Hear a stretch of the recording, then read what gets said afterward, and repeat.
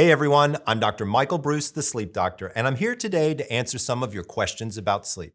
Please remember this is not medical advice. I just don't have enough information about your personal case to be effective. You should always contact your physician with these questions as well.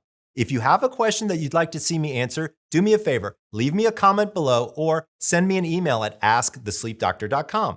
And if you like these videos, we have a lot more on my YouTube channel, so be sure to hit that subscribe button. Up first is Susan B., and she wants to know, just how do you go about finding a good sleep therapist to work with? If I check my healthcare provider, she will just want to write me a prescription for a sleeping pill. This is so true. I'm so glad that you asked this question, Susan, because it's an important one. So first of all, for people to know, if you're looking for a good sleep therapist, you're looking for somebody who knows and understands cognitive behavioral therapy for insomnia.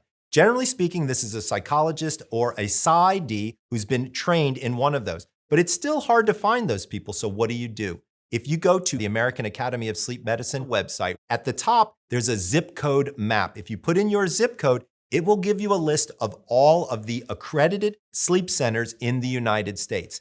Every accredited sleep center must, by accreditation standards, have a sleep therapist like me associated with the practice. So you can call up the local person and say, hey, I need to talk with a sleep therapist. They should be able to give you somebody right away.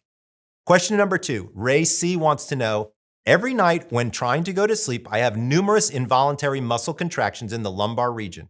They happen every time when trying to go to sleep. They also happen in the afternoon when trying to take a nap. They are without any pain. What possibly could cause them? No one seems to know their cause. So what this sounds like to me is this could be a variant of something called periodic limb movements. This is when somebody relaxes or lies down, they get a jerking or their feet actually jerk or contract. So the very first thing I would want to do is understand what does your blood work look like. So you might want to talk with your doctor about your iron. In specific, you want to look at ferritin levels. It turns out that ferritin levels when below 60 can cause something that's similar to what you described. All right, let's say you did the blood work, it's not ferritin, your iron is fine, your vitamin D is good, your magnesium is good, everything is good, but you're still having these types of things. You may want to consider doing a sleep study because at that point they can really narrow it down to determine is it a sleep disorder and what the right treatment protocol is. Next, question number 3 is Ellen, and she wants to know, as I lie awake at 2:45 a.m., I'm wondering if the bowl of organic cherries I ate might be keeping me awake. Does natural sugar and fruits have the same effect as other sugars on your sleep? So it's interesting that you chose cherries because there is some data looking at very specific cherries, which are tart Montserrat cherries. They actually have a high level of melatonin in them. I don't think you got those. I think what you did get, though, was a delicious treat with lots of sugar. And I think that sugar is exactly what's keeping you awake in the early morning hours. So do yourself a favor, have your fruit earlier in the night, and stick to low sugar options before bed.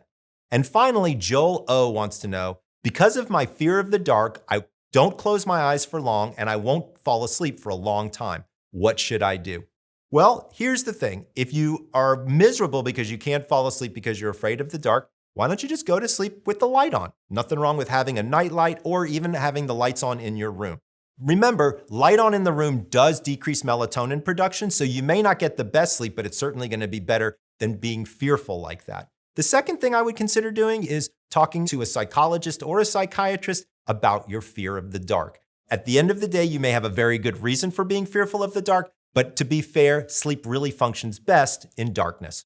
Thanks so much to all of you for all of your great questions. I have plenty more answers to your burning questions, so do me a favor, check out another episode of Ask the Sleep Doctor right here. Remember, if you've got a question that you'd like to see me answer, send me an email at askthesleepdoctor.com or drop me a comment below. This is Dr. Michael Breus, the Sleep Doctor, wishing you sweet dreams.